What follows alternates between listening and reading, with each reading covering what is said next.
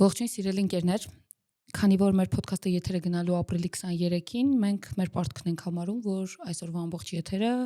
նվիրենք Հայոց ցեղասպանության հիշատակին եւ անմեղ զոհերի հիշատակին։ Այս տարի Հայոց ցեղասպանության 111-րդ տարելիցն է եւ մեր ոդքասթի ընթացքում խոսելու ենք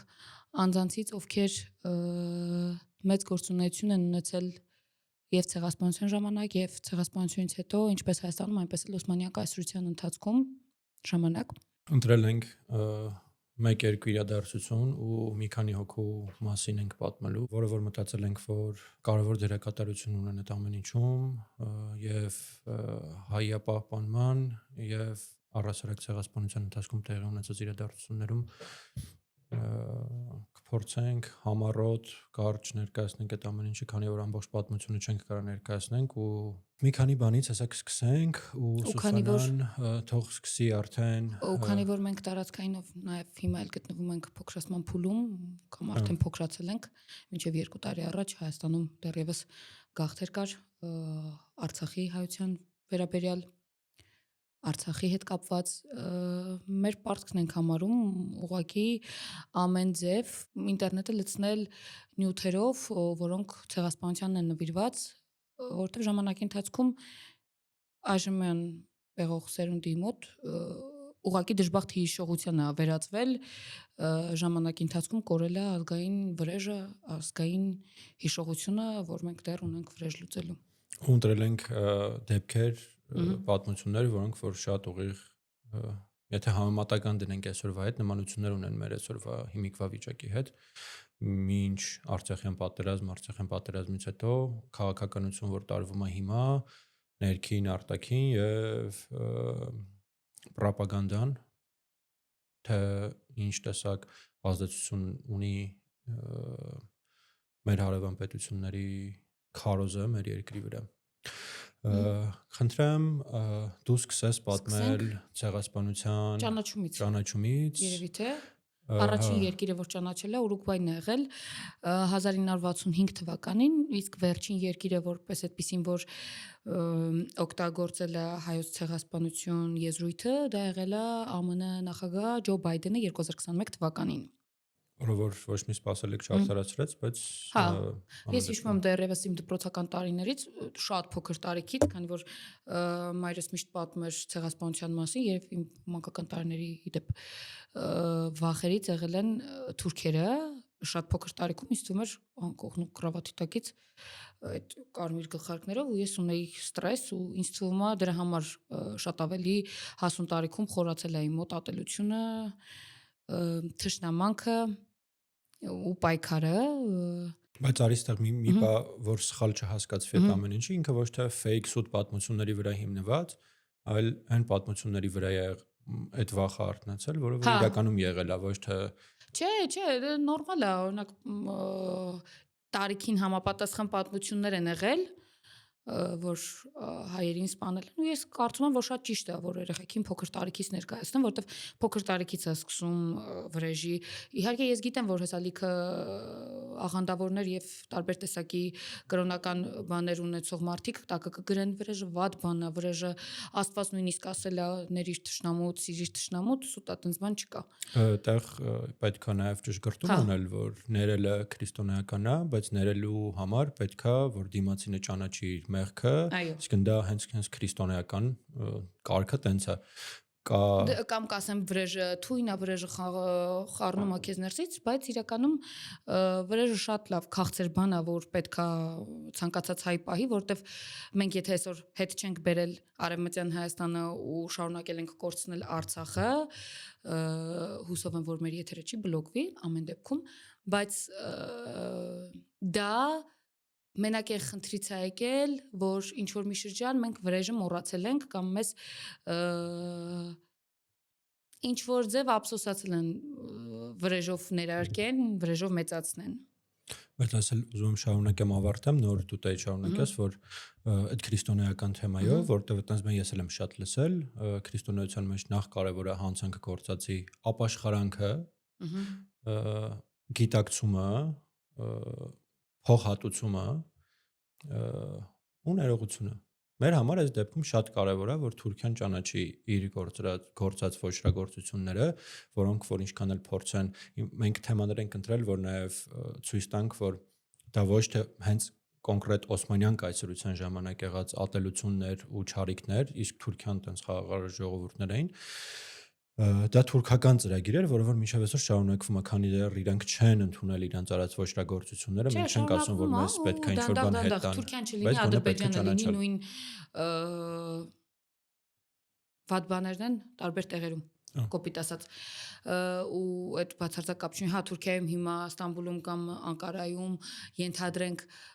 շատ խաղաղ վիճակ կա, ոչ մեկ չի մտածում, նույնիսկ երևի չգիտեն Հայաստանը որտեղ է, որտեղ ես հանդիպել եմ այդպես թուրքերի, որ նրանք չգիտեին Հայաստանը իրենց կողքն է թե ուր է, բայց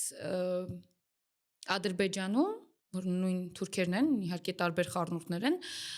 հիբրիդ ազգ են իրանք, իրանց մոտ գնում է խորը քարոզարշավ, ատելության քարոզարշավ հայերի ու հիմնական հայ երեխաների հանդեպ, այսինքն իրանց երեխաներին նախապատրաստում են դպրոցում, սովորացնում են նույնիսկ հայերեն խոսել, առանց ակցենտ հայերեն խոսել, այս վերջում մի հատ էջ կա, էջիս անդադ բերում է, ու ես ինա դու բլոկիրովկա չեմ արել, որ տեսնեմ ինչ են անում օրինակ, նույնիսկ քննարկում են, սովորացնում են երեխեքին հայկական ասույթներ, փոխաբերական իմաստով ասված նախադասություններ, օրինակ երեխուին ինչին է պետք իմանա, պտուղը ծառից հեռու չի ընկնում, ենթադրենք, ինչին է պետք, մենք երբ որ ստեղ թուրքերեն ենք անցնում, մենք տենց ասույթներ չենք անցնում, մենք ժամանակաձևեր ենք անցնում, չգիտեմ, բառերի նախադասություն կազմել ենք սովորում անցնում, բայց չենք անցնում ասույթներ, բայց իրանք ամեն ձև պատրաստում են, չգիտեմ, խոսքով։ Այդտեղ մի քիչ նմանություն կարող ենք գտնենք նրա հետ, որ ժամանակին հայ երեխաներին ծնողազուրկ ու որ մնացած երեխաներին, երբ որ տեղավորում էին թուրքական այդ մանկատներ չէ, ոնց էր այդ բառի անունը, որբանոցներ,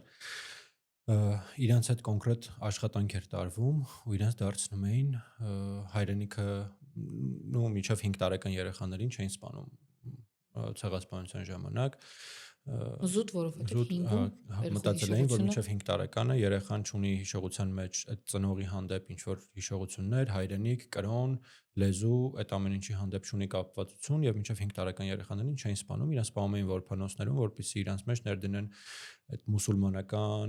եւ օսմանական, հետո արդեն թուրքական, բայց Օսմանյան կայսրության ժամանակ նաեւ կար օսմանիզմ տերմին,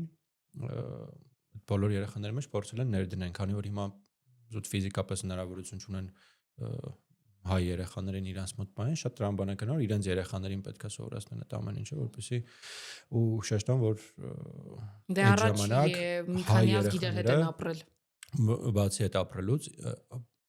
այդ տարածաշրջանի առողջ երեխաները հիմնականում եղել են հայ ընտանիքների երեխաները։ Դա էլ է շատ կարևոր փաստ։ Բայց ամփոփենք մեր սկզբի մասը ոդքասթի ու նաև չնայած համոզված եմ, որ բոլորը գիտեն, բայց երևի պետք է նաև մենք նշենք, թե ինչի համար է ապրիլի 24-ը, համարվում ցեղասպանության հիշատակի օր, որովհետև այդ օրը Օսմանյան կայսրությունում վերացրել են գրեթե բոլոր մտավորականներին, քաղաքական գործիչներին, այն մարդկանց, ովքեր որ կարող էին համախմբել իրենց կողը հայերին, իրանք բոլորը կամ ձերբակալվել են կամ գնդակահարվել են կամ ձերբակալվել հետո են գնդակահարվել ու նորակոչի շեմի բոլոր երիտասարդներին զորակոչել են բանակ, Օսմանական կայսրության բանակ, իսկ հայերը Օսմանյան կայսրությունում եղել են Օսմանական կայսրության քաղաքացիներ ու իրենց արդեն ընդեղ են վերացրել, դրա համար ապրիլի 24-ը հիշատակվում է որպես ցեղասպանության անմեղ զոհերի հիշատակի օր, առաջին անգամ իդեպ սովետական միության ժամանակ են տարելիցը նշել 50-րդ տարելիցն է եղել, հետո արդեն 88 թվականին սովետական միության ժամանակ սովետական միությունը ընդունում է հայոց ցեղասպանությունը եւ այդ օրը ճանաչում է արդեն հիշատակի օր եւ ոչ աշխատանքային օր։ Այս մասին այսքանը ես մի հատ թեմայի առանձնացրել որը որ շատ նմանացնում եմ մեր այսօրվա վիճակին, ինքը Համիդյան ջարդերն են, Աբդուլհամիդ II-ի Մեծ ժամանակ։ դեպքերը։ Հա, թվականներից շատ լավ չեմ, բայց կարծեմ 1896-ի 1896-ից թե 94-ից 96 թվականներում է եղել։ Խեմ առանձնացրել նախ, որ ցույց տանք, որ 1915 թվականից չի, որ սկսել է ցեղասպանությունը, այլ սկսել է շատ ավելի շուտ, 19-րդ դարի ինչ որ կեսերից արդեն սկսված, Գյուղերից, ավելի խուլ բնակավայրերից սկսել է սովորական աղջիկ փախցնելու հա, միջոցով։ եղել է ու շատ կարևոր է նշել եմ փաստը, որ իրավական թեմաներով հայերը չեն ունեցել ոչ մի առավելություններ կամ չեն եղել հավասար։ Այսինքն բոլոր վճիռները դատական, իրավական, ոստիկանական բոլորի եղել է ի օգուտ Թուրքերի, մուսուլմանական որովհետև ժողովրդի։ Օսմանյան կայսրությունն ա եղել ամեն դեպքում, չի եղել Հայաստան, որպես այդպեսին։ Այսինքն այդ ուզում եմ շեշտեմ նրա համար, որ այնպես չի հայերը տենց առոք-փառոք ապրել են իրանց համար, ինչ որ մի օր որոշել են, որ վերջ մենք բողոքում ենք արդեն ու չգիտեմ, տենց հայերի դեմ ինչ-որ բան ա եղել։ Օսմանյան կայսրությունում այդ ժամանակ եղել է համ ներքին, համ արտաքին, քաղաքական, ներքաղաքական, լիքը թեմաներ, ու այդ ժամանակ եղել է հայկական հարցը։ Միջազգային հարթակում եղել է տենց հարց։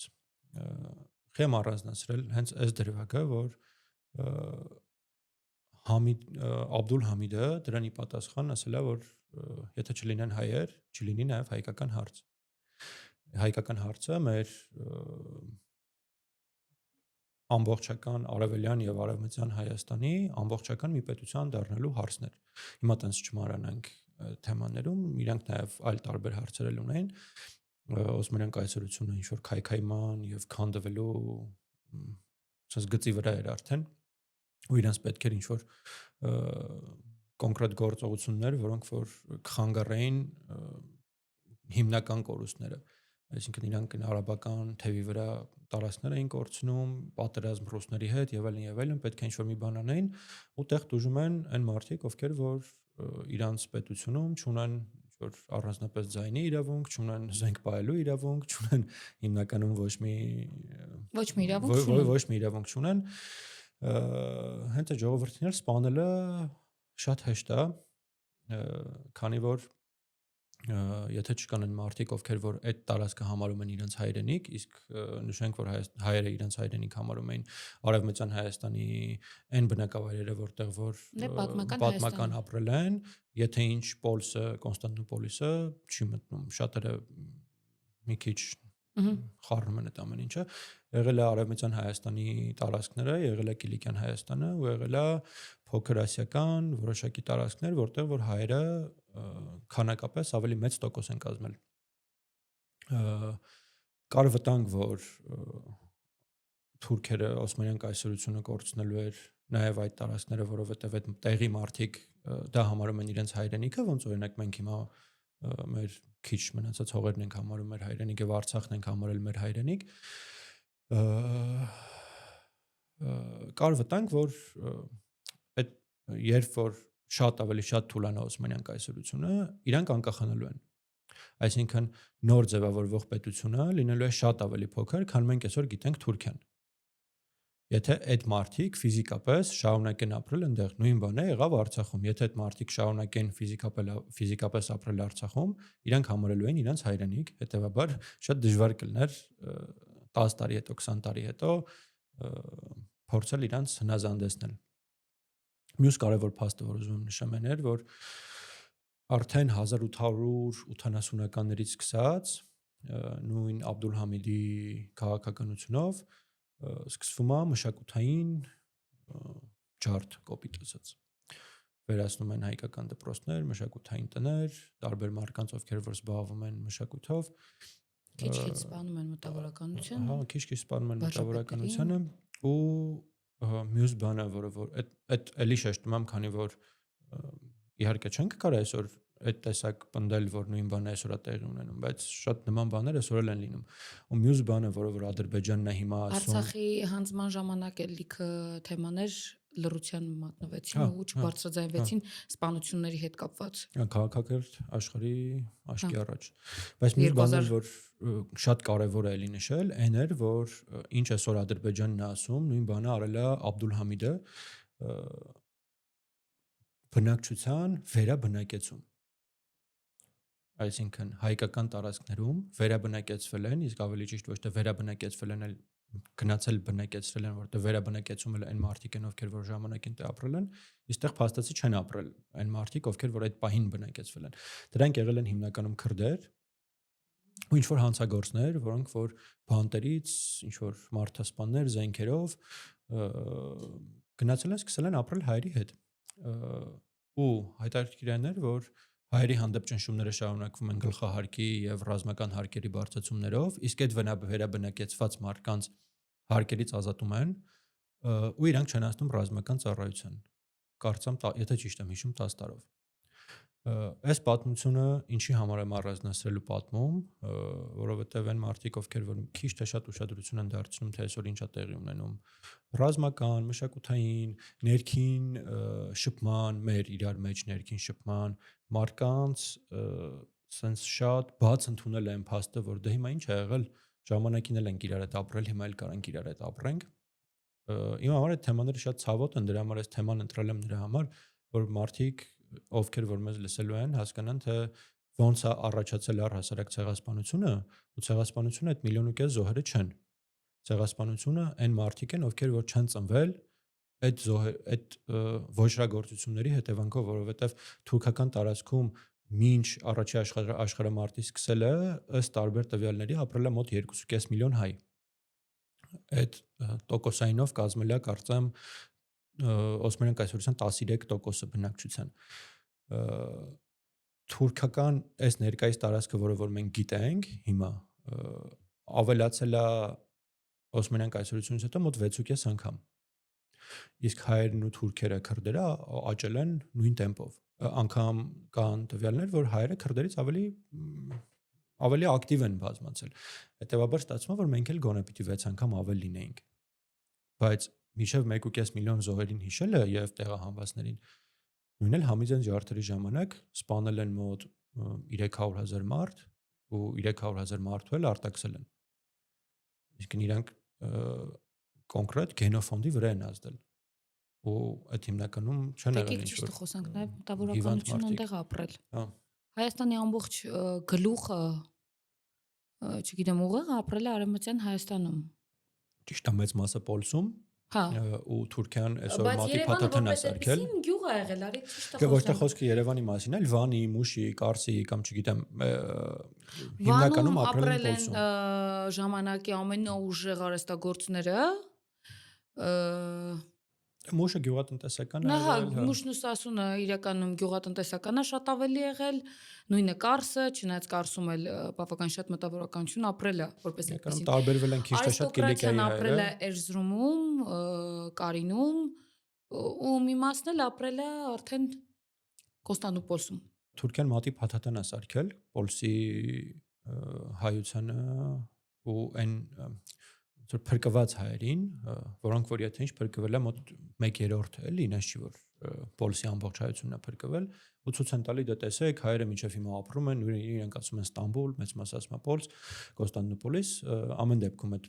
տերմինների մեջ չխորանանք, բայց Պոլսի հայությունը քիչ թե շատ տարբերվել է այն հայերից, որոնք որ ապրել են ավելի դեպի մեր այսօրվա արևելյան Հայաստանի կողմ ապրող, համ կրթությունով, համ կյանքի ապրելաձևով, համ քաղաքական եւ աշխարհի ընկալման տարբեր մոտեցումներ են ունեցել, այսինքն չենք կարա իրանց ու ջարդված հայերին լրիվ նույնականացնենք։ Իհարկե ոչ վատ իմաստով բոլոր մեր հայրենակիցներն են, բայց այս պատմության կարևորությունը հենց այն էր, որ պատմությունը պետքա սովորել ոչ թե նրա համար, որովհետև դա դպրոցական առարկա է, պատմությունը պետքա սովորել, որ հետո նույն բաների մեջով չանցնել ու նույն սովորեցինք, բայց անցանք։ Մի քիչ վատ ձևով արտահայտվեմ, որ շարունակաբար մեզ այշի տեղ չդնեն, ու նույն ստերը, նույն կտերը տալով չշարունակեն մեզ սպանել, մեր տարածքները մեզանից գրավել վերցնել ու անհասկանալի է թե մենք դրա դիմաց ստանանք ինչ։ Ու այս պատմությունը չեմ հիշում որտեղից վերջերս լսեցի, որ Խատիսյանը երբ որ թուրքական դելեգացիայի հետ հանդիպման ժամանակ հարցրել էր թե որն էր էլի մեր ինչն էինք մենք սխալ անում, որ եղավ այդտենց, ասել էր որ դուք սեփ եք մեր մեծ պլանի, որովհետև դուք կանգնել եք որ մեր ճանապարհի մեջտեղում մեծ պետություն ու մեծ ճանապարհ ստեղծելու, այնպես որ մենք ինչ ուզում անենք, ինչքան լավ ուզում լինենք։ Լիքը մոտ պատմություններ մնացին ինչ որ միտեղ, թե ինչի տենց եղավ, թե ինչի հենց մտավորականությունը, թե ինչի հենց 18 թվին արդեն որպես առաջին հանրապետություն, լիքը մոտ պատմություններ կան, որոնք որ չեն բարձրաձայնվում ու չեն հանրայնացվում, բայց պայմանագրեր եւ լիքը բաներ կան պահված։ Չէ, մոտ պատմությունները իրականում ես դրանց չեմ ուզում անդրադառնալ, որովհետեւ ես էլ չեմ ուզում անդրադառնալ, որովհետեւ դառնում են ինչ որ թողարկումը դրա մասին չի։ Չէ, այդ բացի այդ մի հատ ուրիշ բան կա, որ փորձում են ինչ որ դրանով արդարացնել թուրքերին, այդ բռնաբարող ու բռնաբարվողի թեման է դառնում։ Չէ, արդարացում չունի, բռնությունը ու սպանությունը արդարացում չունի։ Մի հատ հարց կա, որ նաև ասում են, որ հայերը ինչ որ բաներում մեղավոր են, չեն պաշտպանվել, չգիտեմ, այդ ոնց է եղել, որ միլիոնավոր հայեր են եղել, բայց իրանց եկել լուր մոնջ սպանել գնացել են։ Ուզում եմ ասեմ, որ այդ իրականում թուրքական նարատիվներ է ու իրականում կա երկու տարբերակ, թուրքական մեզ ներկայացնելու երկու տարբերակ կա, որ մեկը մենք ագրեսորներ ենք եղել, հելել ենք ինչ որ վատ բաներ ենք արել, իրանք էլ ստիպված մեզ փորձել են դրա համար պատժել, չէ, որը որ իրականության հետ ընդհանրապես չի համապատասխանում, այդ դեպքերը մեր ինքնապաշտպանական պատմություններն են։ Հայերին դավաճան են անվանել, որ հայերը իրանց ինչ որտեղ դավաճանել են ու դրա համար են եկել այդ քայլին։ Դե թուրքերը ամեն ինչ կան ասեն, տրամաբանական ինչ որ հայեր էլ կան, որ թուրքական նարատիվները կշարունակեն պնդել ու քարոզել ու իրանց գիտունիկների տեղ դրած կփորձեն ինչ որ եթերներում տարբեր բաներ խոսել ու կա դրա երկրորդ տարբերակը, որ հայերին փորձում են ներկայացնել խեղճ տկար ինչ որ հիվանդ մարդիկ, ովքեր որ Բայց դեպքում ինչի են ուզում հայերի գենը խառնեն իրենց։ Դե հենց այդ է, որ քանի որ ռոպագանդան տարբեր մարդկանց վրա տարբեր ձև է աշխատում, իրենց նարատիվները տարբեր են ու տարբեր հայերի վրա տարբեր ձև են փորձում ազդել։ Ու նշեմ, որ այդ ցեղասպանությունը, որը որ մեր հանդեպ եղել է շատ դաժան ձևի, այդ ժամանակ նաև ցեղասպանվել են հույները, ցեղասպանվել են ասորիները, ցեղասպանվել են եզդիները ու ելի նույն հատուկ դաժան ձևերով։ Ու պետք է նշել, որ տարածքի ամենահարուստ մարդիկ եղել են հայերն ու հույները ու Օսմանյան կայսրությունը նաև մեր ունեցած ֆինանսական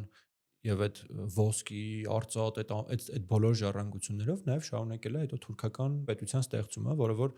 շարունակել է Քեմալ Աթաթուրքը, մարդ, որը որ եղել է Օսմանյան կայսրությունից, որ հիմա փորձում են թուրքերը ասեն, չէ, մենք կապ չունենք դրա հետ Օսմաններն են եղել եւ այլն։ Դրա համար Թուրքիայում ամեն բենզակալոնկայի վրա Աթաթուրքի նկարն է, Պագրեշկեքի վրա Աթաթուրքի նկարն է, չգիտեմ, Սուխանների վրա Աթաթուրքին ամենտեղ ռոպագանդան Աթաթուրքին բերում են մարդ, օրինակ, որ չէ, Աթաթուրքը դեմ գնաց Օսմանյան կայսրությանը, բայց իրապետության համար արի ճիշտ խոսանք ուժեղ դեմք ա եղել։ Դե հա, որպես իրապետության համար։ Թուրքական հեղափոխությունը բոլորը բերում են օրինակ որպես ստացված հեղափոխություն, բայց հեղափոխությունները ստացված լինում են միայն այն ժամանակ, եթե պլանավորված է լինում երկու կողմից։ Ինքը չի կարա լինի միակողմանի հեղափոխություն ու ստացվի, չկա պատմության մեջ չկա մի հատ հեղափոխություն, որը որ սպոնտան հեղափոխություններ ու ինքը շարունակաբար դրական է անդրադարձել ժողովրդի վրա։ Բոլոր պատմությունները, հա, հեղափոխություն, եթե համարենք հեղափոխություն, բոլոր պատմությունները վատն են։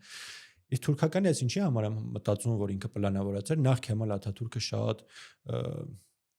ամբիցիոզ մարդ է եղել ու ինքը եղել է Օսմանյան կայսրության բանակի գլխավոր դերակատարում ունեցող մարդկանցից մեկը։ Ու ինչի համար են թուրքերը համարում իրանց թուրքերի հայր, որովհետև ինքը ես կարծում եմ, որ Օսմանական կայսրությունում եղել է իր ներքին պայմանավորվածություն, որ չէ ախպեր, դե չենք կարող պահենք Օսմանյան կայսրությունը, մեզ պետք է ինչ-որ մի փոփոխություն անել։ Քեմալ Աթաթուրքը առանձնանում է, ստեղծում է այլ կառավարություն։ Անկամ այդ ժամանակ գործել է երկու կառավարություն։ Մեկը գործել է Պոլսում, Ստամբուլում, մյուսը գործել է Անկարայում։ Դրա համար հիմա շատ մարդիկ, որ հարցնես որն է Թուրքիայի մայրաքաղաքը, ինչ որ մարդիկ խառնում են, կես ասում են Ստամբուլ, կես ասում են Անկարա, որովհետև այդ ժամանակ գործել է երկու կառավարություն։ Բայց դա բնականաբար իրանք հաստատ իրար մեջ լեվել պայմանավորվել են, ամեն ինչ արել են ու իրանք մեջ այդ ազգային մենք չի որ պետք է քննարկենք հիմա։ Հա, իրանք ազգային բաները այնքան շատ ա եղել, որ իրանք կարացել են իրանք պայն, մենք չենք կարացել այդ ամեն ինչ անենք։ Այս պատմությունը անցնենք, իրան փորձեցինք կապել մեր այսօրվա հետ, ինչքանով ստացվեց, ինչքանով չէ, այդ կարող գրեք կոմենտներում, բայց ուզում ենք շարունակել արդեն Սուսանան կշարունակի անձանց մասին, անհատականությունների մասին, որ կարաք նաև այսօրվա հետ կապեք ու հասկանաք ինչ կլինի, եթե ինչ-որ մի օր էլի բոլորս ապրենք իրար հետ։ Խնդրեմ պատմես Գուլոյի պատմությունը, որը որ բոլորս շատ ուզում ենք լսել։ Հայոց պատմության զարհուրելի դեպքերից մեկն է 1880-ականներից հետո տեղի ունեցող քրդական քրդերի հարձակումը, ինչպես գյուղերի թալանի հետ կապված, այսինքն ունեցվածքի թալանի հետ կապված, այնպես էլ փախցնելու փորձերը հայ աղջիկներին ու հիմնականում հայ դեռատի աղջիկներին, այսինքն 13-14 տարեկան աղջիկներին, ու հենց պատմություններից մեկն էլ առանձնանում է Գուլոյի պատմությունը։ Գուլոն 14 տարեկան Գյուլիզար 14 տարեկան աղջիկ էր, ում ծնողները մահացել էին եւ քանի որ շատ գեղեցիկ էր ու շատ տաղանդավոր աղջիկ էր, ազգականների ուրախությունն էր եւ իր ազգականների համար շատ կարեւոր էր Գուլոյի ճակատագիրը։ Մի խոսքով ու մի առիթի ժամանակ հարսանեկան գյուղացիներից մեկի հարսանիքի ժամանակ Գուլոյին տեսնում է քուրդ Մուսաբեկը ու որոշում է, որ պետքա փախցնի։ Ու փախցնում է Գուլոյին։ Բռնությունների միջով անցնելով աղջիկը իր համար չի տանում, այն էլ աղբոր համար է տա, փոքր եղբոր համար կինը ընտրում որպես բավականին շատ փորձությունների միջով անցնելուց հետո դատավարություններ Օսմանյան կայսրությունում մինչև անգամ Կոստանդնուպոլսից խառնվում են հարցին պատրիարքարանը։ Մի խոսքով բավականին ծավալուն գործից հետո ինչ որ մի պահի որոշում են, որ պետքա ազատ արձակեն աղջկան, այսինքն ազատություն տան, որ ինքը հետ գնա իր գյուղ։ Դատարանն է որոշում։ Հա, դատարանն է որոշում, իսկ Մուսաբեկի եղբորը կամ Մուսաբեկին, որտեղ հստակ չեմ հիշում, բայց կարծեմ Մուսաբեկին էլ որոշում են որպես պատիժ ուղարկեն Մեքքա։ Բայց այս ամբողջ պատմության մեջ մի հատ ուրիշ պահ կա։ Տարբեր պատմություններ կան Գուլոյի պատմության հետ կապված։ Այսինքն մենակ մի վերսիա չի։ Կամ մի հատ ուրիշ տարբերակ, որ Մուսաբեկի եղբորը սպանել է Գուլոն։ Այդպիսի վերսիա էլ կա։ Մի խոսքով, երբ որ Գուլոն հետ Այսքուզեի այդ տարբերակին հավատայի ավելի շատ։ Գուլոն երբ որ հետ է գալիս արդեն իր հայրենի գյուղ, համագյուղացիները նույն ձև ընդունում են, մկրտվում է ի դեպ նորից, որովհետև այդ փախցնելու ընթացքում իրեն դարձնում են իսլամի հետևորդ ու նույնիսկ պատժում էին գաղտնի աղոթքների համար։ Հայրեն ոչ մի բառ իրավունք չուներ աղջիկն արտասանելու։ Մի խոսքով հետ է գալիս, հետ են մկրտում եւ մկրտությունից հետո որոշում են ամուսնացնել համագյուղացիներից մեկի որդու հետ։ Ունենում են բալիկ, բայց հենց այդ շրջանում էլ սկսում է ուրիշ պատմություն։ Այսինքն փուլերն է ցեղասպանության լինում։ Մի խոսքով զոհ չեն գնում ընտանիքը ցեղասպանությանը այդ շրջանի, մոտավորապես կարծեմ 1896-ական շրջաններն է կամ 1900-ի սկիզբ։ Ընտանիքը զոհ չի գնում, բայց մահանում է Գուլոյի երկրորդ բալիկը դեռ չծնված։ Բայց ամեն դեպքում ընտանիքը մի վարկածի մեջ 15 թվին զոհվել է։ Հա։ Ինչքան Գուլոն ամուսինը եւ բալիկը զոհվել են ծնված բալիկը։ Մյուս տարբերակը, որ ես լսել եմ, Գուլոնն էլ ամուսինն էլ մասնակցում են ինքնապաշտպանական պայքարին, որից հետո տեղափոխվել են Ավստրիա։ Այդ տարբերակի մեջ չէ՞ կարծում որ նաև հետո էլի երկու երեխային ունեցել։ Հա։ Հա։ Որտեվ երկու վերսիա կա ու իրոք չգիտենք որ մի վերսիային հավատալ, բայց ամեն դեպքում կուզեի այնպես լիներ, որ ապրած լինեին թեկուս Հայաստանից հեռու։ Դե այդ ժամանակներում ամեն դեպքում հիմնականում ով չի մահմեդականացել Հայաստանից հեռու է ապրել։ Այն Հայաստանից, որոնք որ իրենք Հայաստան են համարել։ որը որ այսօր մենք ասում ենք Թուրքիա։ Բայց Գուլոն նաև Գուլոյի մասին երգ կա, որ խնդրեմ կերկես։ Այո։ Չլավ համաձայնվեցի։ Լսենք։ Ելատանից թափքելացի լանգով սարքի երթիք սպացի Գուլոն տունչեր նստալացի Ֆայլե գուլո yaman գուլոն տունչեր նստալացի Ֆայլե գուլո yaman գուլոն հելե կերթամարակ ուրուտելիք մեղրու կարակ ուրխմելիք ջուր սառնորակ Ֆայլե գուլո yaman ուրխմելիք ջուր սառնորակ Ֆայլե գուլո yaman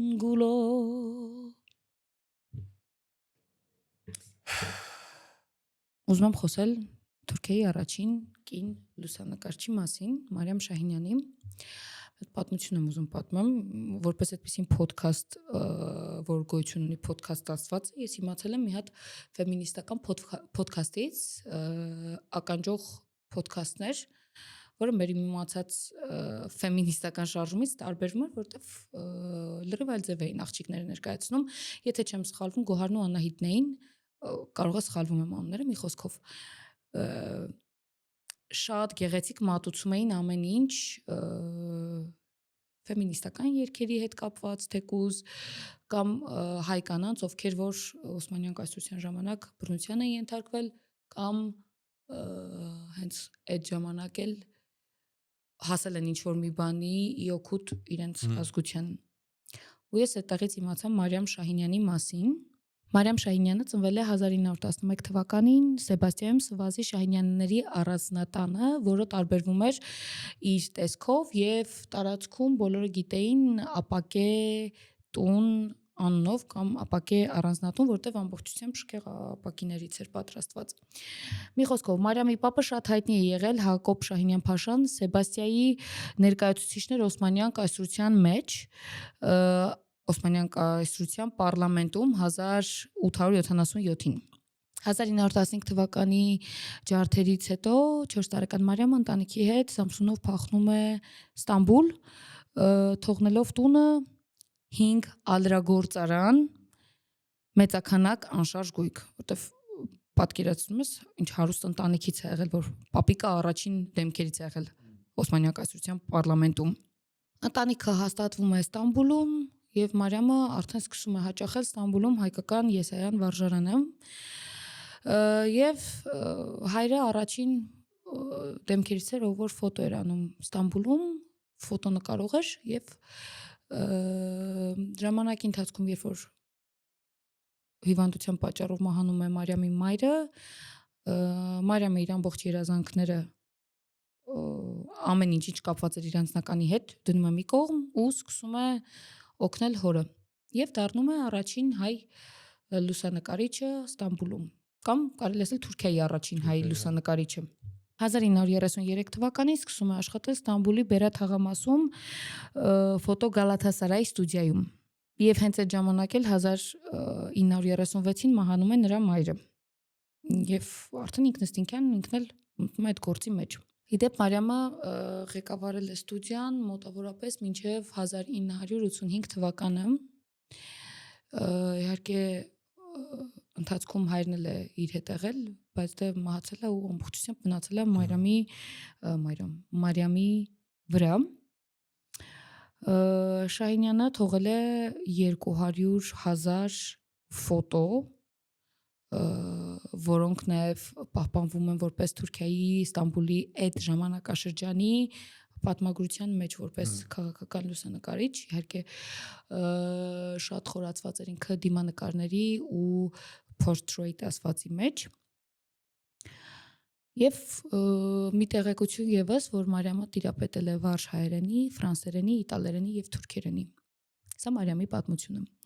Մենք նաև այստեղ կթողենք Մարիամի լուսանկարը, որ հենց հայտնի էր ֆոտո Գալաթասարայով, եւ այդ շրջանում բոլորը հենց ճանաչում էին այդ ֆոտոյի միջոցով Մարիամին ու Մարիամի ստուդիան։ Ուզում եմ խոսել մի հատ փակ ու կարևոր թեմայի մասին, որը ժամանակի ընթացքում շատ քիչ ինֆոներ են գտնվել այդ թեմայի շուրջ։ Ես ինքս իմացել եմ իմ ընկերներից անի ոդքասթի ժամանակ, վիդեոյի ժամանակ Սաբիա Գոկչենի մասին, որ եղել է առաջին ռազմական օդաչուն, կին օդաչուն եւ ամբողջ աշխարհում եւ ամբողջ Թուրքիայում։ Որ ասում են իստրիբիցել, հենց իստրիբիցելի օդաչու։ Այդ ու Սաբիա Գոկչեն Աթաթուրքի որդեգրած 8 երեխաներից մեկն է եղել։ Իհարկե տարբեր վարկածներ կան։ Սաբիան իր հարցազրույցներում նշել է, որ իր մայրը եւ հայրը եղել են թուրք, իհարկե դա էլ իր պատճառը հետևանքային ունի։ Ամեն դեպքում Հրանտ ինքը իր Սաբիհայի գաղտնիքը կարծեմ այդպես է կոչվում գրքում նշել է, որ եղել է հայ, անուն ազգանունն էլ։ Այո։ Համաձայն թուրքական աղբյուրների Սաբիա Գոկչեի հարցազրույցի նաև նա եղել է Մուստաֆա Իզզեթբեյի եւ Հայրիեի դուստրը, ովքեր էթնիկ բոսնիացիներ են եղել։ Բայց ըստ Հրանտ Դինքի Սաբիհա Խաթունի գաղտնիքը, որտեղ Գազիաթեփի նախկին բնակչուհի Ռիփսիմե Սեբիլջյանը վստահեցնում էր, որ եղել է Սաբիա Գոկչեի ազգականը, շեշտել է, որ Սաբիան եղել է հայ, զտարյուն հայ, եւ որփանոց է ընկել ջարդերի ժամանակ։ Ու այդ այն պատմություններից է, որ մենք պատմում էինք, որ մինչև 5 տարեկան երեխաներին պահում էին որփանոցներում ու իրենց սովորեցնում էին թուրք լինել, մուսուլման լինել, այդ արժեքները դավանել։ Իդեպ Սաբիա Գոկչեի իսկական անուն ազգանունը եղել է Խաթուն Սեբիլջան։ Եվ զարմանալի է, բայց եղել է Թուրքիայի ազգային հերոսներից մեկը։ Թուրքերը մինչև հիմա էլ Եվ 2004 թվականին 2004-ից հետո, երբ որ անդրադարձ է կատարել Հրանտ ինքը Սաբիհայի կյանքի ու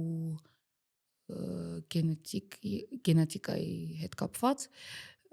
հենց այդ ժամանակ էլ, որ ազգային հերոս որպես իրեն ասել են, որ հայա ու փաստացի պարզել են, արդեն փաստերով պարզել են, որ հայա, հենց այդ ժամանակ էլ արգելվել է DNT անալիզները Թուրքիայում։ Եվ 2000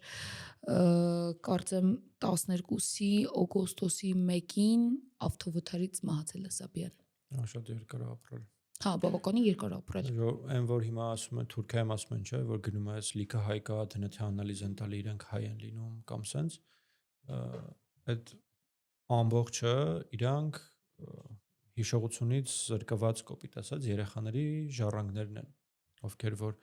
տարբեր բաների պատճառով թե ցեղասպանվելու, թե ուղղակի ընտանիքներից գողանալու Այնքան դեպքեր կան առևանգման։ Իրանք ուղղակի թուրքական գենոֆոնդի բարելավման ու իրականում նշի մենակ հայերն են եղել, հույն երեխաներն են եղել, ասորի երեխաներն են եղել։ Դասատուն միշտ ասում էր, որ թուրքերը ունեն եմիշի տեսք ունեցող գլուխ։ Դե մի քիչ Էրդողանի դեմքին որ նայում ես ու մատերին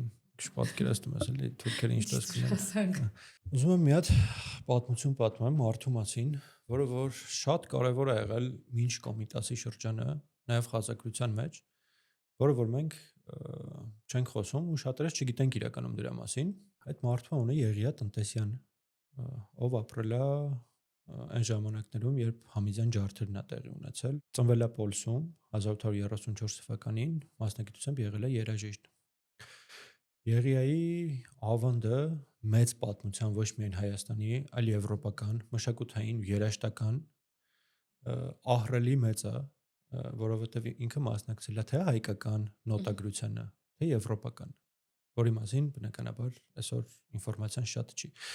Եղիայի նկարը կա, ես Եղիայի նկարը կտեղադրեմ, կա Եղիան ուսումնասիրել է այդ ժամանակվա Երուսաղեմի ու Էշմիածնի ամբողջ խազագրությունը։ Եղիան ստեղծել է փոքրիկ ձեռնարկ, որով որ ամփոփել է ամբողջ հայկական շարակնոցը։ Քանի որ Եղիան ինքը իրանով ավելի ըմբոստ ու արվեստագետ մարդ էր, ինքը այդ ժամանակվա տարվող քաղաքականությանը չի համակերպվում ու նշեմ, որ 1870 թվականին անգամ արգելվել է Հայաստան տերմինը օգտագործել, որպես տարածք, բառ, պետություն եւ այլն, Հայաստան արգելվել է օգտագործել ու Եղիան եղել է այն համարձակներից մեկը, ով իր տպագրատանը համարձակվել է տպագրել հայ մեծ ընկերողների ստեղծագործություններ։ Օրինակ տպագրել է Միքայել Նալբանդյանի Ազատություն բանաստեղծությունը։ Պատկերացնում ես Օսմանյան կայսրությունում ճնշումների մեջ գտնվող հայերից մարդ կա, որ համարձակվում է տպագրի Ազատություն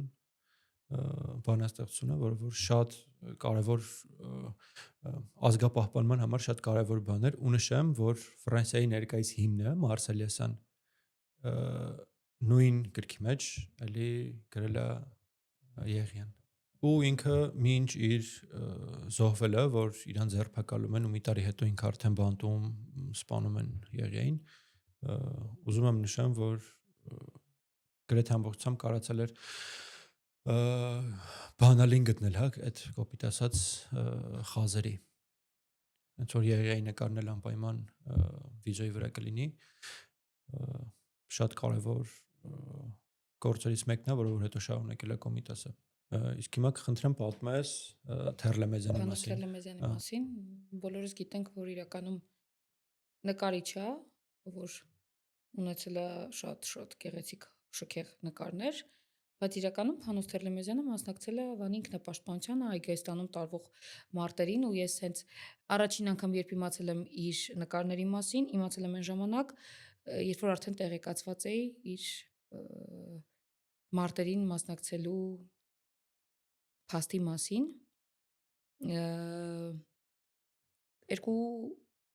երկու-երեք գրքում նշված, մեկը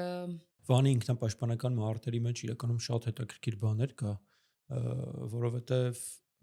հայերը լինելով ոչ զինված շատ, ոչ կազմակերպված այդ ժամանակ, որովհետև բոլոր հիմնականում ղեկավարներին սպանել էին, Վանի ինքնապաշտպանական մարտերում հերիք չի կարող են հետ մղեն թուրքերին ու Վանի հարակից տարածքների ապրողները մեր ու մանուկ մասնակցել են։ Հա, հետաքրքիր պատմություն գիտես, որն է, որ Վանի հարակից տարածքներում էլ բոլոր տղամարդիկ իհարկե զոհվելով, գրեթե ամբողջությամբ զոհվելով, բայց կարողացել են ապահովեն բնակչության տեղահանումը, որը որ ինչքան էլ ասեն հայերը ոչ մի բան չեն արել, չեն կռվել եւ այլն եւ այլն։ Կա, որտեղ որ նշվում է, մեկը Գուրգեն Մահարու այրվող այգեստաններն է, որ շատ տիպիկ ներկայացնում, մյուսը Զարզանդարյանի Արծիվ Վասպուրականին։ Ես հենց այդ Արծիվ Վասպուրականի միջոցով եմ սկսել ճանաչել որպես այդպիսի նկարիչ Փանոս Թերլեմեզյան, որտեղ ներկայացնում է նենց փաստեր ու նենց նկարների մասին, օրինակ, երբ որ ինքը կտուց կղզին է նկարել, այդ ամբողջը եղել է այդ ինքնապաշտպանության ժամանակ։ Դրանից առաջ, բայց շատ կարճ ժամանակ առաջ, չգիտեմ, տիպիկ այդ մարտերն է ներկայացնում, թե ոնց են բալիկները իրանց մամաների ու պապաների հետ մասնակցել, ոնց են քար կրել, կամ Այգեստանի դարպասները, երբ որ փակվել են, որտեվ գյուղը դարպասները, այդ թաղամասը դարպասներ է ունեցել, որ փակել են, ոնց են ինքնապաշտպանություն տարել, երևի 3-4 անգամ եղել եմ Վանում, ամեն անգամ Այգեստանի կողքով անցնելուց իմ մոտ sense պատկերացումներ են եղել հենց այդ մարտերի հետ կապված, որտեղ ինքը Վան քաղաքից բավականին բարձր դիրք ունի, ինչ ձև են պայքար տարել։ Ու կարծեմ հենց այդտեղ էլ Արտամետի խնձորն է որպես այդպեսին իր իրականում հայերի մասին ու հայերի ինքնապաշտպանական մարտերի մասին նաև Սասունինը, Վանինը, Սասուն, Վան, Կիլիկիա, տարբեր տեղեր ու բոլորը յուրօրինակ են։ Մուսալերինը, որ ամենահայտնին է, իրոք բոլորը յուրօրինակ են, տարբեր միջոցներով, տարբեր պայմաններում, տարբեր դիրքերում լինելով հայերը կարողացել են փորձել են ամեն դեպքում պաշտպանել են ինչ որ իրանք ունեն կամ գոնե փրկեն են մարդկանց, ովքեր որ տարածքում ապրում են։ Բայց մեր մասին, նաև ինքնապաշտպանական մարտերի մասին շատ գրել են նաև նույն բրիտանացիները, ֆրանսիացիները, անգամ Ամերիկայի դեսպանի անունը չեմ հիշում այդ ժամանակ Պոլսումը, որ գտնվել է, ինքը փորձել է անգամ նենց անի տարբեր ձևերով ներկայացրել է Ամերիկայի կառավարությանը, որ այստեղ հայերին ուղակի հայ լինելու համար ջարդում են, սպանում են, ոնց որ եկեք օգնեք, փրկեք։ Ոնց որ Ամերիկան ոչինչ ձև չի միջամտել, ինքն էլ փորձել է ամեն դեպքում օգնի հայերին, չի ստացվել, ինքը գնացել է Թուրքիայից։ Ու իրանք տարբեր բաներ գրի են Promise կինոն, որտեղ որ ով է օգնում ամերիկացին։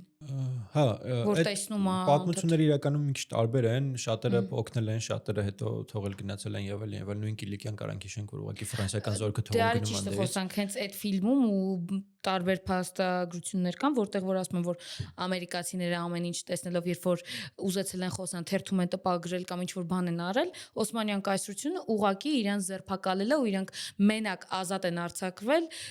դեսպանի միջոցով ԱՄՆ-ի ու երբ որ զանգ ա եղել ԱՄՆ-ից Թուրքիա ու շատ դաժան են վարվել։ Մենք այսօր շատ քիչ կինոներ ունենք, արի ճիշտը խոսենք։ Ինչ էլ որ ունենք մի քիչ ավելի պաթոսային շատ է կինոների մեջի, կուզեի որ իրականում այդ փաստային բաները մի քիչ ավելի շատ լիներ կինոներում։ Ամենահայտնի կինոն Մայրիկ կինոն է, որի մեջ ուղղակի դրվագներ է ցեղասպանությունից, ինքը մի քիչ ավելի հուզական շատ այլ տեղ է տանում կինոն։ Պետք է այդ տեսակ կինոները լինեն բնականաբար, չի կարա չլինի, բայց պետք է եւ դաժանությունը ներկայացվի, որովհետեւ հрьяաները իրանց ցեղասպանությունը ճանաչեցին, նախ իրանք շատ ավելի ինձ թվում է այդ առումով չոր կողեն, մի քիչ էլ իրանց ցեղասպանությանը կապված այլ կարծիք ունեմ։ Բոլորս Ամեն դեպքում մեր ֆիլմերը քիչ են։ Արտույտների ագարակ ունենք Արարատը, ունենք The Promise-ը, որը Հոլիվուդն է նկարել, հայերը կապ չեն ունեցել, չնայած հայ դերասաններ են խաղացել մեջը։ Շատ քիչ ֆիլմեր ունենք, որ չգիտեմ, այնքան հուշերներ ունենք, վկայություններ ունենք գրված։ Իրականում այդ ամեն ինչը եթե կան ռեժիսորներ կամ պրոդյուսերներ, որոնք որ եթե մեզ գնային ու այս պահին կհասնեն, շատ ինֆորմացիա կա Մայրաթոր Սուրբ Էջմիածնում, շատ ինֆորմացիա ունի։ Մխիթարյան միաբանությունը։ Ուղղակի կարամ ասեմ, անգամ կարակ չգնաք շողակաթ հեռուստաընկերություն, մենակ կարակ իրենց YouTube-ի էջը մտնեք նայեք, այնքան ինֆորմացիա կա, որոնք որ բոլորը փաստերի հիման վրա են, ու բոլոր փաստերը ոչ թե ինչ որ հայ գրողի հիման, որպես հայ գրողի փաստ, այլ նույն բրիտանացիների, նույն ամերիկացիների, ֆրանսիացիների, ռուսների, նույն հրեաների, անգամ մեր ցեղասպանությունը որպես 20-րդ դարի առաջին ցեղասպանություն ընդունվել է Լեմկինի անունը, ուղղակի Ռաֆայել, եթե ճիշտ եմ հիշում, Ռաֆայել Լեմկին, որ այսօր էլ կա Լեմկինի ինստիտուտը, որը որ շատ պարբերաբար Հայաստանի ցեղասպանությանը անդրադառնում է ու անդրադառնում այն իմաստով, որ մենք այս պահին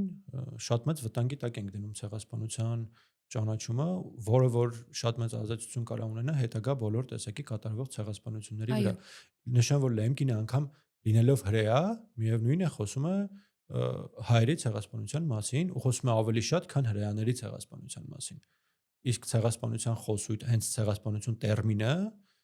կարծեմ ՄԱԿ-ի գագաթնաժողովում հենց առաջին անգամ օգտագործել է Լեմկինը, օրինակ բերվելով Հայաստանը։ Ու խոսքի մեջ շարունակությունը եղել է, որ ոնց որ genocide կատարվել է առաջինը Հայաստանի հետ, որը որ չունենալով ոչ մի տեսակ միջազգային հանրության միջամտությունը շարունակվել է նաև հրեաների հետ, որը որ տենում ենք մինչև այսօր շարունակվում է ուրիշ պետությունների հետ, ու անգամ նույն հրեաները շարունակ այսօր իրենք են դառել ցեղասպան ու սպանում են իրենց հարևան պետությունների էթնիկ խումբը վերացնելով։ Պատերազմի անվան տանք թե ինչքան են ցեղասպանում ժողովրդին, անմեղ ժողովրդին։ Եթե ուշադիր լինենք, չկա ցեղասպանություն, որի մեջ խառնված չլինի Թուրքիան, թուրքական պետությունը։ Սկզբից մի բան մոռացա, ուղղակի մտքից հելավ նշեմ, որ այն խոսույթները, որ ունի Թուրքիան այսօր, այդ թուրքական պետություն, չէ, պանթուրքիզմ եւ այլն, այդ ժամանակին եղել է նույն օսմանիզմը, որից որ մենք չենք պաշտպանվել։ Թուրքերի Հա, ճիշտ է, շատ են խոսում դե երեք թուրքերը թուրքեր չէին, ինչ որ Հունաստանից եկած, ինչ որ հրեաներ էին կամ չգիտեմ ովքեր էին, ամեն մեկը տարբերակներ էլի ներկայացնում, բայց փաստն այն է, որ եղել է թուրքական քաղաքականություն, հայերն էլ միշտ մտածել են դա անգամ երիտուրքերի հետ կապված պատմություններ կա, չէ՞ որ երիտուրքերը երբ որ եկել են, դարել են ղեկավարություն, հայերը մտածել են վերջ, արդեն մենք կապրենք խաղաղության մեջ, երիտուրքերը նորմալ մարդիկ են, իրենց երբ որ դատապարտել են հայերը անգամ մասնակցել են երիտուրքերի բանտից ազատվելուն։ Այդ նույն հայերն են էլի որ մասնակցել են, չգիտեմ, ազատություն երիտուրքերին, բայց երիտուրքերը ամենաառաջի բանը որ արել են Կիլիկիայում, չգիտեմ, 30,000 հայ սպանելն է եղել։ Կամ հենց նոր հիշեցի, ճիշտ ասած, մի Ադանայի ջարդերը կարծեմ։ Մի հատ ֆիլմ եկավ հիշողությանց մեջ, չգիտեմ, հայեր չեն նկարել, կարծեմ Սիրիայում է նկարվել մի խենթի պատմությունը, որ եւ Սիրիայի պատմությունն է ներկայացնում եւ հայոց ցեղասպանությունը իրար զուգահեռ ամեն անգամ այդ կինոն գլխավոր դերասանը Արամի կերպարը ով որ մարմնավորում է հենց սիրիացի է ամեն անգամ այդ կինոն նայելուց հակասական մտքեր են շատ գալիս Դե դες ֆիլմը մի քիչ բան է որ սցենարիստն ու ռեժիսորը ոնց ներկայացնեն բայց շատ լավ շատ ուժեղ ֆիլմ է բայց թուրքերը նաև հայերի մեծ մասը Սիրիայել քշել են Միության ժամանակ ինչին է հակասում տալիս Սովետ Միության ժամանակ ոնց են ծնողները իրենց երեխեքի մեջ վրեժ ա եղել բայց իրանք իրենց երեխեքին ոնց են ճնշել որ հանկարծ ցեղասպանության մասին բառ չխոսան հանկարծ վրեժով չլցվեն հանկարծ չգիտեմ ինչ որ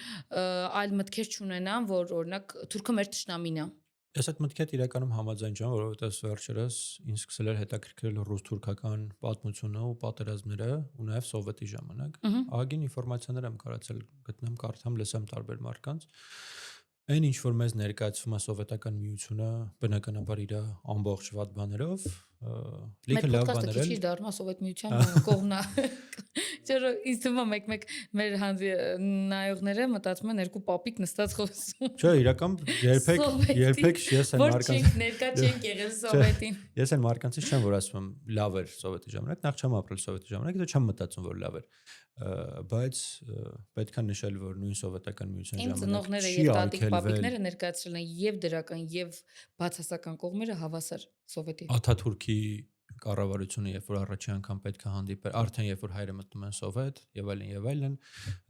թուրքական ղեկավարությունը հրաժարվում է բանակցի ցանկացած տեսակ հայկական թեմայով ու հրաժարվում է բանակցի հայկական հարցով առհասարակ ցանկացած տեսակ հայկական հարցով սովետական միության ներկայացուցիչ լինում է հայ Եթե ինչ որ մեկ իր բոլոր վատ կողմերով չեմ ասում ոչ գովաբանում եմ ոչ էլ բայց եթե սովետական միությունը արգել էր ցեղասպանության մասին հիշատակումները կամ մտածեր որ իրանք թուրքերի հետ ընկերներ են ամեն դեպքում պետքա չխառնվել հայ-թուրքական ինչ որ թեմաներին մտածում ես որ պետքա սովետի ներկայացուցիչը հայ լիներ անգամ այդ արձանագրություններում գրած է եղել որ մենք հրաժարվեցինք բանակցել հայերի հետ բայց հայը սկսեց ներկայացնել մի ամբողջ պետություն Սովետական Հայաստանի ժամանակ մեզ չեն արգելել, որ մեր թաղամասերը կոչենք Արևմտյան Հայաստանի քաղաքների անունով, մեր հիմա բոլոր թաղամասերի անունները գրեթե մեր քաղաքների անուններն են։ Սովետական միությունից ոչ մեկ չի արգելել մեզ, ասի չէ, դուք մի կոչեք ձեր թաղամասը Զեյթուն կամ Մալացիա կամ Արաբգիր, երբեք չի եղել նման հարց։ Սովետական միության ժամանակ անգամ ունեցել ենք խմբեր, որոնք որ բարի երգի եւ այլն ունեցել են հայկական անուններ, ոչ մեկ չի արգելել մեզ Սովետական միության ժամանակ անգամ Պոլիտեխնիկում անցկացվել են միջոցառումներ ազգային բարի երգի հետ կապված։ Հիմա մենք լավ բաներ ենք նշում, տպավորություն չստեղծվի էլի, որ մենակ Հայրիկ Մուրադյան ով իր գործունեությունը ամբողջ Սովետ միության ժամանակ Սովետ միության ժամանակ հասցնի ու մենք վերահրատարակվել են Շնորհակալ ենք Փարք իրեն։ Սովետական միության ժամանակ վերահրատարակվել են բոլոր հայերի ստեղծագործությունները, որոնք որ եղել են ցեղասպանության մասին։ Բայց մի հատ ուրիշ բան էլ գիտեմ, որ Սովետի ժամանակ, եթե չեմ սխալվում, կուրսընկերուհիս էր պատմում այս պատմությունը, տանը ունենում են Անդրանիկի նվիրված գիրք, ու քանի որ իմանում են, որ իրանք տանը ունեն Անդրանիկի նվիրված գիրք, ամբողջ տունը Հա, կա տես պատմություններ, իրականում իմ պապայի հորեղբայրն էլ Սովետի ժամանակ ուղղակի փախել է Ֆրանսիա որովհետև սովետական միության հետ կապված ինչ որ հարցեր ա ունեցել ու անգամ sense բան կար որ Ֆրանսիայից մեր գյուղ մարդ է գալիս ու արդեն իմ պապիկին իր եղբոր նկարն է բերում ու նամակ չգիտեմ ոնց է ստացվում ինչ որ մեկը կոպտացած գործ է տալիս այդ գործալ տերմինը չեմ սիրում բայց ամեն դեպքում այդ մարդուն բռնում են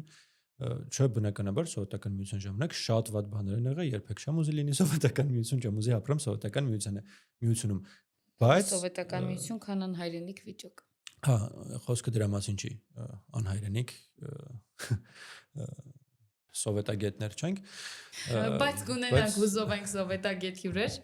քանի որ բոլորիս էլ հետաքրքիր է սովետի թեման հա ես իրականում դեմ եմ բացասական եղել է քան դրական եւ դեմ եմ դրական խոսալուն պետքա միշտ լինի նեյտրալ պետքա լինի իրականը ես մտածում եմ որ մի օր կկանչենք հյուրեր այդ թեմայով որ այդ թեման մի հատ մեր մոտ էլ քննարկենք, փորձենք մեկը միշտ փակենք, չնայած ինչ-որ մարդիկ լինելու են։ Բայց ես չգիտեմ, ինչ-որ հարցազրույց չեմ տեսել, իրոք չեմ հանդիպել հարցազրույց։ Ես քեզ ոդկասթներ կուղարկեմ կլսես։ Որտեղ որ սովետի դրական եւ բացասական կողմերն են քննարկում։ Ես քեզ ոդկասթներ կուղարկեմ կլսես, իրանք կիսա քաղաքական, կիսա պատմական են, ամեն դեպքում շատ հետաքրքիր են։ Հասնելով մեր ոդկասթի վերջին, ուզում եմ եւս մի քանի ինֆորմացիա կարճ տալ որը որ էլի կապված է 1915 թվականից մինչև ցեղասպանության վերջ փրկվածների ու կորցրածների մասին կա տվյալներ որ փրկվել է մոտ 300,000 երեխա աղջիկ 7-ից 16 տարեկան հիմնականում ասում են աղջիկ բայց մտածում եմ որ ամբողջ աղջիկ են եղել ովքեր որ տարբեր տեսակ ընտանիքներում սկսել են ապրել աղջիկ չեն եղել ով գիտի աղջկապես են հագցրել որ փրկեն կարող է բայց ամեն դեպքում կա պատմություններ որ ովքեր որ փրկվել են սկսել են ապրել թուրքական, քրդական, մուսուլմանական ընտանիքներում ամեն դեպքում իրանց պատմության շարունակությունն այս չի որ հայտնի է բայց Պոլսո պատրիարքարանը դրա մասին գրել է ու դրա մասին կա գրած նաև բրիտանացիների կողմից որոնք որ նշում են թիվը մոտավորապես 250,000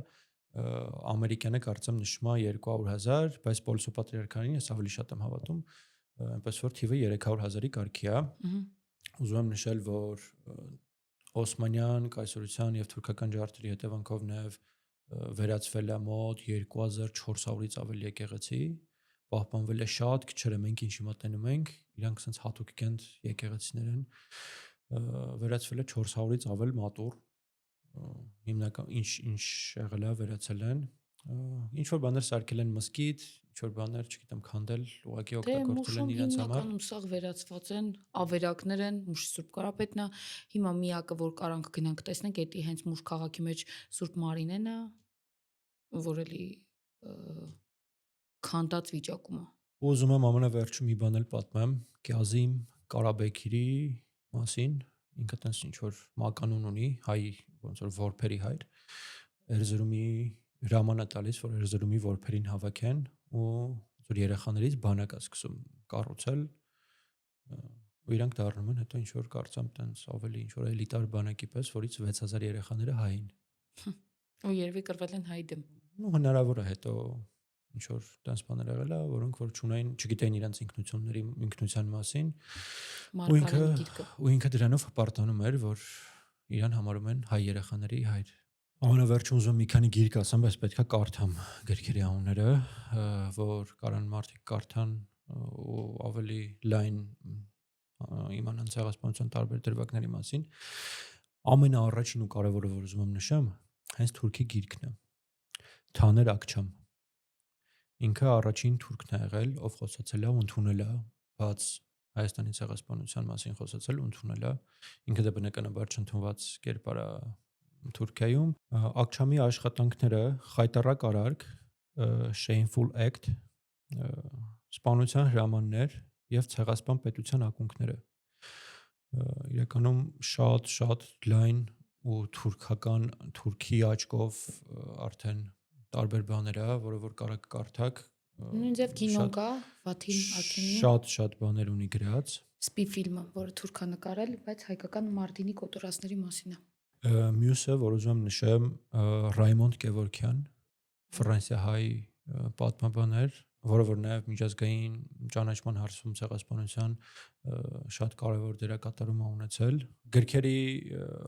անունները ու մարդկանց նկարները անպայման վիդեոյում կտեղադրենք։ Գրքերի կարող ցանկն եք- էլ ներքևում Հա, կթողենք։ կթողենք, որ ցանկության դեպքում կարող եք մտնել կարդալ։ Կարևոր բաներից է, որ նորից կարող եք մտնել կարդալ ԱՄՆ դեսպանի անունը մոռացել էի, բայց հիմա կարդամ Հենրի Մորգենթաուն գրել է տարբեր հոդվածներ այդ ժամանակ հենց տեղում լինելով ու տեղում տենալով հայերի ցեղասպանության ջարդերի, էթնիկ զտումների, հայերի հանդեպ վերաբերմունքի Ապագրության մեջ այդ մնացել է ամենի ինքը, որտեղ մասին, տարբեր գրականություն կա հենց իր մասին գրված։ կարող եք հենց Մորգենթաուի գրածներն էլ մտնել կարդալ, որը որ իմ համար շատ կարևոր դեր ունի մեր նաև դիվանագիտության մեջ, որը որ մենք կարող ենք օգտագործել Հայաստանի ցեղասպանությունը ճանաչելու գործում։ Ինչպես նաև ԱՄՆ հյուպատոսությունը նաև շատ օգնել է հայերի փրկվելուն, ոչ միայն ԱՄՆ-ի, Ֆրանսիայի, Բրիտանիայի, Ռուսաստանի ու արաբական երկրները շատ մեծ օգնություն են ցույց տվել մեզ, չնայած որ թուրքերը հույս ունեն, որ արաբները կշարունակեն տեղահանված հայերի սպանությունը, բայց արաբները հակառակը հայ ընտանիքներին պահել են, Նույնը տուն են տվել, Սիրիայում, ուտելիք, հնարավորություններ ապրելու եւ աշխատելու Երուսաղեմում, բոլոր տեղերում, ինչպես նաև կան տարբեր փաստեր, համ գերմանական եւ Վենետիկի գրականության մեջ այդ իհարկե չենք կարող տեղադրենք այստեղ, բայց ամեն դեպքում այդ մասին ոչ թե խոսել են մենակ հայերը, փորձելով ինչ-որ բան չափազանցնել կամ այլ ձև ներկայացնել, դրա մասին խոսել են տարբեր երկրի ներկայացուցիչներ, որը որ նաև մենք վերցրել ենք որպես հիմք եւ շարունակել ենք գումարել նաև մեր պատմությունները։ նաև տարբեր շատ ինֆորմացիա կա ցեղասպանության հետ կապված Մխիթարյան միաբանությունում պահպանված։ Այսօրվա համար պատրաստել ենք այսքանը։ Շարունակեք հիշել եւ ընդունել պատմությունը, նենց ոնց կա, մի փախեք ձեր պատմությունից, որ նորից նույն բաների մեջով չանցնեք։ Պահպանեք ձեզ, ձեր ընտանիքներին, ձեր ազգությունը, ձեր հայրենիքը, ճանաչեք թշնամուն ու ամենավերջում բան հիշեցի Միքայել Սրբազանի ասաց, որ ես չեմ ծնվել այնտեղ, որտեղ որ պիտի ծնվեի, ուզում եմ ասեմ, նենց արեք, որ ձեր երեխաները ծնվեն այնտեղ, որտեղ որ պիտի ծնվեն։ Այսօրվա համար այսքանը, կհանդիպենք հաջորդ շաբաթ։